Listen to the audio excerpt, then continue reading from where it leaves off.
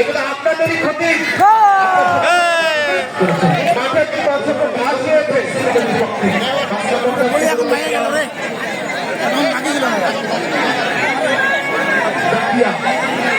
গোল করতে সক্ষম হচ্ছেন।